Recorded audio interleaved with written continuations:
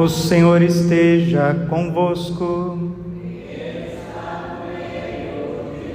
Proclamação do Evangelho de Jesus Cristo segundo Lucas.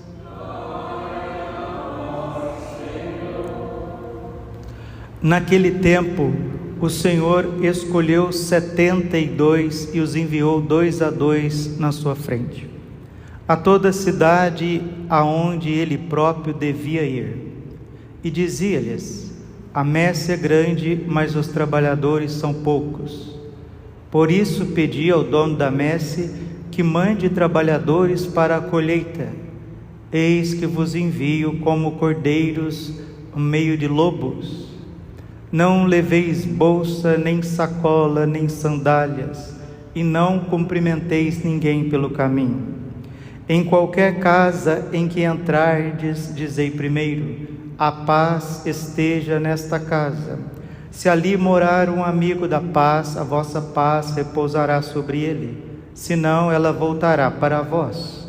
Permanecei naquela mesma casa, comei e bebei do que tiverem, porque o trabalhador merece o seu salário.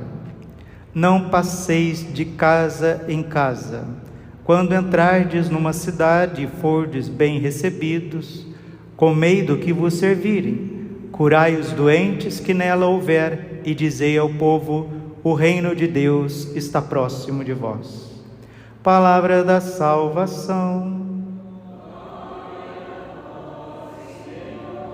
Ave Maria, cheia de graça, o Senhor é convosco. Bendita sois vós entre as mulheres. Bendito é o fruto do vosso ventre, Jesus.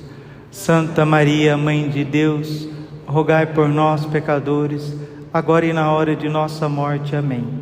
Vinde, Espírito Santo, vinde por meio da poderosa intercessão do Imaculado Coração de Maria, vossa amadíssima esposa. São Miguel, santos anjos e arcanjos, defendei-nos e guardai-nos. Podemos sentar um pouquinho. Jesus, manso e humilde de coração. O Santíssimo Evangelho está dizendo que a messe é muito grande e os operários são poucos. E no ofício das leituras de hoje, São Gregório Magno diz que são poucos mesmo, porque aqueles que têm o ofício sacerdotal, são padres e bispos, diz São Gregório Magno, muitas vezes não querem exercer o ministério, porque ele custa demais. O padre que quiser ser padre vai ser cordeiro. O bispo que quiser ser bispo vai ser cordeiro. Ou seja, vítima dos homens, vítima da intriga, da maldade dos demônios. Assim como foi nosso Senhor Jesus Cristo, vítima dos homens e dos demônios. Mas Santo Agostinho diz assim: vencedor porque foi vítima, victor quia victima, vencedor porque foi vítima. E Santa Teresinha do Menino Jesus diz: queres vencer? Aprenda a perder. É preciso perder para ganhar. Aquele que quiser guardar a sua vida, perdê-la-á, mas aquele que perde por amor, esse encontrará. Porque se você quiser curtir a tua vida, se você quiser preservar a tua vida, se você quiser se poupar, o inimigo não vai te poupar. Se você quiser poupar a tua vida, poupar a tua energia, o teu suor, teus cabelos, poupar a tua juventude, ou aquela juventude que não tem, o teu sossego, pode ter certeza, quem se poupa está sendo cevado pelos demônios. O Evangelho é doar, doar e doar a si mesmo, diz a própria Santa Teresinha. Isto é o amor, doar e doar a si mesmo. São Lucas fez isso, doou tudo que ele tinha, porque era um homem inteligente, nascido de família pagã, grega, mas converteu ao Evangelho graças ao testemunho dos apóstolos, ele era amigo, ele era discípulo, entre aspas, ele era fã de carteirinha de São Paulo apóstolo. E ele seguiu São Paulo até o fim. E aquele homem que a natureza o dotou de uma delicadeza, de uma inteligência, de uma sagacidade, se tornou um excelente evangelista. São Lucas é médico, São Lucas é cantor, é músico, São Lucas é pintor, São Lucas é escritor, São Lucas é um filósofo, um historiador, podemos dizer que é um homem que tem uma veia científica, artística, extremamente aguçada, que doou tudo isso para Deus, para o Evangelho e para a Santa Igreja Católica. Celebrar São Lucas é celebrar a comunhão dos apóstolos, porque que beleza, né? Uno Christianus, nullo Christianus. Cristão sozinho não é cristão algum, já diziam os primeiros cristãos. Christianus alter Christus, o cristão é um outro Cristo, e Jesus viveu com a sua mãe, Jesus viveu com o seu pai 30 anos, e depois ele vai viver 3 anos de vida pública com os seus apóstolos e discípulos, e ele vai enviar esses discípulos como ovelhas no meio dos lobos. Mas os discípulos cheios do Espírito Santo, cheios de sabedoria, de vontade de viver, de ensinar, de pregar, fazia com que a igreja aumentasse cada dia em qualidade, em quantidade, na Judéia e por todos os cantos. E por que que naquele momento tão difícil a igreja se expandiu? Porque eles eram cheios do Espírito Santo. Sabe por que que eles pregavam o Evangelho e Deus confirmava a sua pregação com milagres, com sinais? Porque eles não tinham celular, eles não tinham internet, não queriam saber disso não. Eles tinham comunhão com a Santíssima Trindade, e assim seremos nós, se tivermos a coragem de começar a desligar esse celular, essa internet, e abrir as Sagradas Escrituras. Se nós abrirmos as Sagradas Escrituras, você não precisa ser um estudioso, você não precisa ser um intelectual, você não precisa ser a pessoa mais erudita, nada disso. A palavra de Deus, ela é viva e eficaz. Deixa eu ensinar uma coisa. Quando a gente abre a Bíblia, nós estamos diante de uma pessoa. A Bíblia é Jesus Cristo. Ler a Bíblia é uma coisa de beijar Jesus. Quem é casado pode beijar a esposa, né? A esposa que é casada pode beijar o marido. Quando você lê a Bíblia, você está beijando Jesus, ou melhor, Ele que está te abraçando e beijando. A Bíblia é viva. A palavra de Deus é viva e eficaz, e ler a Bíblia te faz um homem melhor.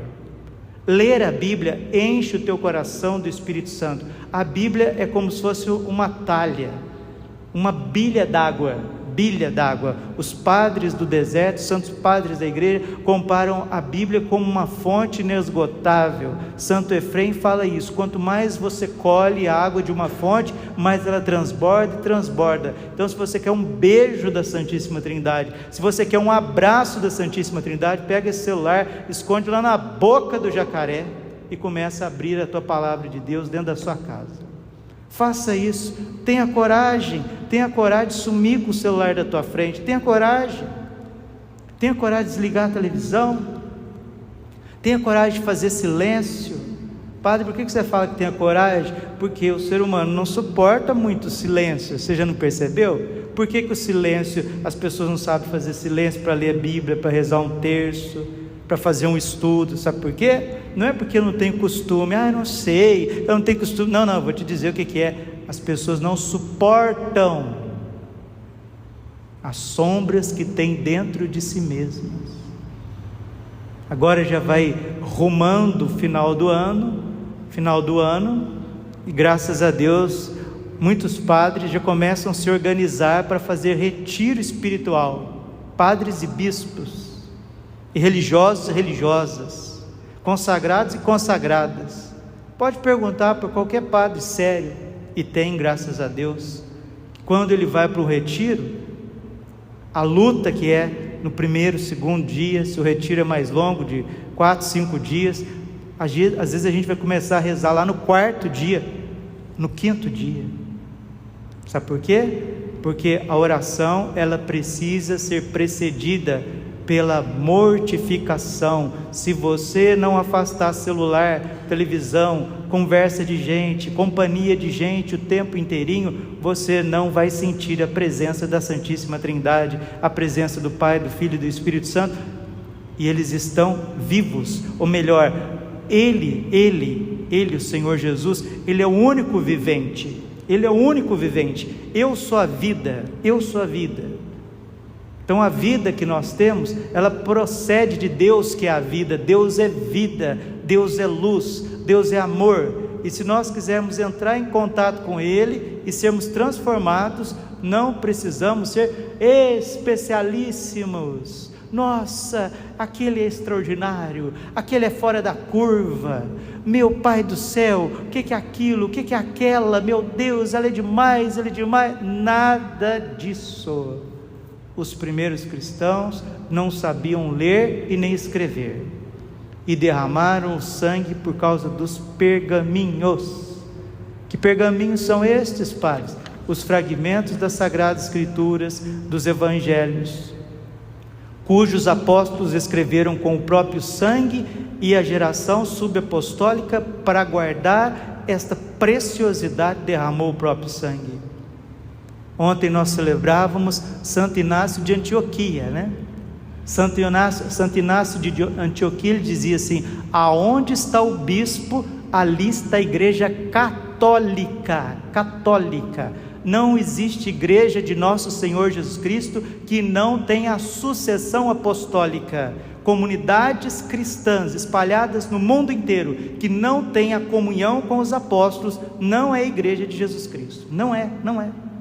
Igreja de Jesus Cristo tem os sacramentos, celebra os sacramentos de forma pública: o batismo, Eucaristia, crisma. Ordena os sacerdotes na hierarquia, na sucessão apostólica, e os padres têm que ser ordenados pelos bispos católicos. O bispo de tal igreja, o bispo de tal denominação. Isso não é bispo coisíssima nenhuma. Episcopo significa aquele que guarda a fé católica. Aqueles que protestam contra a fé católica não são bispos coisíssima nenhuma. Isso tem que ficar claro para todos nós. Igreja é uma só, fundada sob Pedro. Mateus 16:18, tu és Pedro, e sobre esta pedra eu edificarei a minha igreja, una, santa, católica e apostólica, e as portas do inferno, ou seja, a maldade dos demônios e dos homens, não prevalecerão contra ela, porque a igreja católica é o corpo místico de nosso Senhor Jesus Cristo. Colossenses capítulo 1, versículo 18, ele é a cabeça do corpo, isto é, a igreja. E a conversão de São Lucas, que era pagão, é a igreja. A conversão de São Paulo, que era um judeu perseguidor, é a igreja. A conversão de Santo Inácio de Loyola é a igreja. A conversão dos grandes santos, inclusive de muitos judeus ao longo da história, e também muçulmanos, é a igreja. A gente se consagra totalmente a Deus pela igreja. Quem vos recebe, a mim recebe. Quem vos rejeita, a mim rejeita. Lucas capítulo 10, versículo 16. E se os católicos são pouco ungidos, se os católicos não defendem com ardor a fé católica, é porque não fazem experiência das Sagradas Escrituras.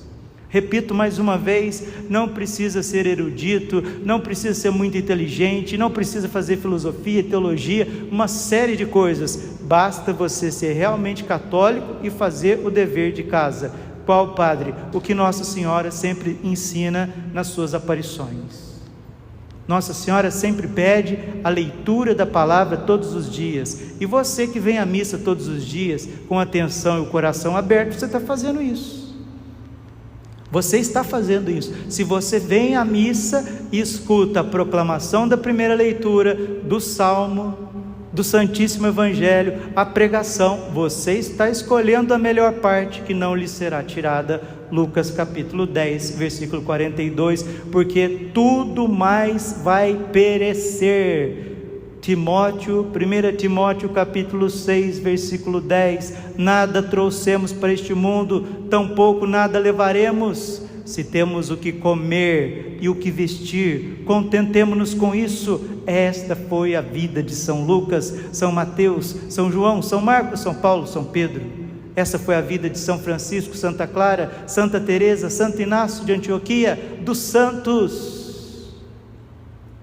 E sede santos, como eu, o vosso Deus, sou santo. Levítico capítulo 19, versículo 2. Alimentemo-nos das Sagradas Escrituras, alimentemo-nos das autênticas mensagens de Nossa Senhora, alimentemo-nos com a palavra de Deus, que é o beijo de Jesus Cristo na tua vida, é o abraço do Espírito Santo no teu coração, se você tiver a coragem de acalmar o teu coração, desligar essas coiseiras, principalmente celular,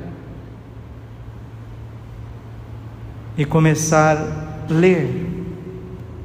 Quando Santo Agostinho fez a sua conversão, sua experiência com Deus, seu processo de conversão, o anjo da guarda disse para ele: toma e lê, toma e lê.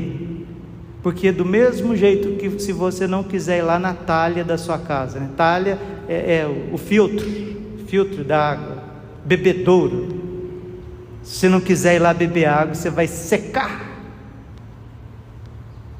se você não ler a Bíblia, se você não meditar a palavra, se você não ouvir a palavra de Deus, porque não só de pão vive o homem, mas de toda palavra que procede da boca de Deus. Mateus capítulo 4, versículo 4. E hoje é dia dos evangelhos. Evangelho é boa nova, evangelho é salvação, evangelho é redenção. Mas nós só vamos entrar em comunhão realmente com os santíssimos evangelhos e vivê-lo se a gente também for homens e mulheres de penitência. Marcos capítulo 1, versículo 15: convertei-vos, fazei penitência, crede no evangelho. Quem não precisa de conversão aqui, que atire a primeira pedra. Padre, eu vim aqui mais uma vez buscar a minha conversão. Eu também, meu filho, eu também. E graças a Deus somos católicos. E vou terminando. Dizia para vocês aqui, né, no início, que nós crescemos com aquela... Desculpe, por favor, me desculpe aqui, mas eu vou usar essa expressão, eu preciso usar. Nós crescemos com liturgias, desculpe essa expressão, fast food. Vamos celebrar. Começar, em nome do Pai, do Filho e do Espírito Santo, oremos, em nome da... Nossa Senhora, tem gente que participa da missa olhando o relógio, e os irmãos padres espalhados neste mundo, sabem o que o padre está dizendo. Às vezes o padre quer rezar a missa, não pode, ele tem que se livrar da missa, porque muitos não são filhos da luz, são filhos das trevas. Muitos não são ovelhas, são lobos. Não vêm na igreja para rezar, não vêm para adorar, são instigados por Satã para atrapalhar a santidade do padre e daqueles que querem ser santos. Irmãos padres, não liguem para isso. Vamos rezar a missa com amor, como se fosse a primeira, a única e a última da nossa vida. E como disse para vocês no começo, felizes dos leigos e leigas que quiserem realmente participar de uma santa missa, com um padre que quer rezar a missa, não se livrar da missa, serão santos,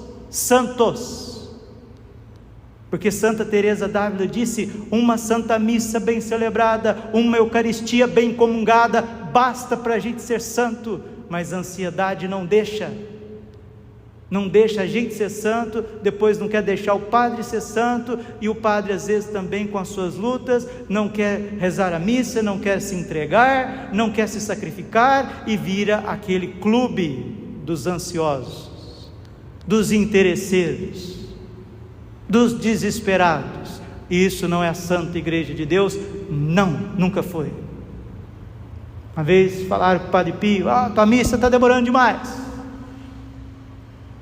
Aí o Padre Pio falou assim: meu filho, por um acaso lá no Calvário tinha cronômetro, tinha relógio lá? Não digo pela pregação, porque o Padre Pio não pregava muito com os lábios, pregava com as suas santas chagas, com a sua vida, com o seu sofrimento. Mas a igreja é a mesma, a igreja do Padre Pio é a mesma, o sacerdócio que ardia no Padre Pio arde no meu, em São Lucas, e você? Padre Pio, padre, sacerdote ministerial, sacerdote in persona Christi. Eu também, São Lucas também. Você é sacerdócio comum dos fiéis, mas todos nós celebramos a missa, e quem preside é Jesus Cristo. Bem-aventurados, felizes aqueles que creem, aqueles que veem o que vocês veem, que escutam o que vocês escutam, que experimentam o que vocês experimentam, porque em muitos lugares a fé católica já acabou, e em muitos outros está acabando. Feliz de você que vem na missa para amar Jesus Cristo, adorar Jesus Cristo, entrar em comunhão com Ele. Bendito de você, feliz do sacerdote, por mais crucificado, por mais perseguido, por mais sofrido que seja, feliz o padre que reza a missa, que confessa, que é católico, bem-aventurado. E é isso que nós queremos nesta festa maravilhosa de São Lucas, renovar a nossa fé na Santíssima Igreja Católica. Porque Santo Agostinho dizia: eu não creria nos santos evangelhos se isso não me remetesse à autoridade da Santa Igreja Católica. Não existe Jesus Cristo sem igreja, e nem igreja sem Jesus Cristo. Não existe padre sem Eucaristia, e não existe Eucaristia sem padre. Sejamos católicos, formemos as pessoas, formemos as comunidades, os pequeninos, doemos a nossa vida para Deus, tenhamos a coragem desse êxodo virtual. Voltemos para a vida real. Você vai ver o Espírito Santo. Desafio qualquer um a deixar celular de lado, ordenar a vida, começar a rezar um pouquinho, fazer penitência. Você vai ver os dons, os frutos do Espírito Santo ardendo no teu coração. Glória ao Pai, ao Filho e ao Espírito Santo, como era no princípio, agora e sempre, por todos os séculos dos séculos. Amém. Coração imaculado de Maria, confiança, saúde e vitória minha. Vamos ficar em pé, porque hoje é um dia muito especial, né? Dia dos santos evangelhos, dos santos evangelistas, São Lucas. E hoje a gente professa a nossa fé, que vale muito mais do que conta, muito mais do que saúde, muito mais do que honra e que beleza, porque tudo isso vai passar. Mas a palavra de Deus permanece eternamente. Creio em Deus Pai, Todo-Poderoso, Criador do céu e da terra, e em Jesus Cristo, seu único Filho, nosso Senhor, que foi concebido pelo poder do Espírito Santo, nasceu da Virgem Maria, padeceu sobre Pôncio Pilatos, foi crucificado, morto, sepultado, desceu à mansão dos mortos, ressuscitou ao terceiro dia, subiu aos céus, está sentado à direita de Deus Pai Todo-Poderoso, de onde há de vir a julgar os vivos e os mortos. Creio no Espírito Santo, na Santa Igreja Católica, na comunhão dos santos, na remissão dos pecados, na ressurreição da carne e na vida eterna. Amém. Com alegria cantemos o nosso ofertório.